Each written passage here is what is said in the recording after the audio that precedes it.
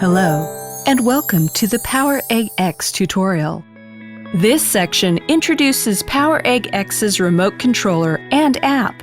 For example, the Take Mode 2. The left control stick controls the flight altitude and direction. The right control stick controls forward, backward, left, and right movements. You can switch between Mode 1 and Mode 2 using the Settings menu in the app.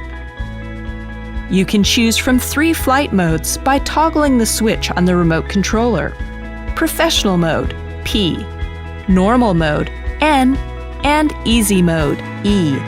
You can adjust the pitch angle and control operations using Gimbal Control Thumb Wheel, Photo Button, and Video Button on the remote controller. You can switch between the photo mode and the video mode on the right side of the app. You can also view your photos and videos.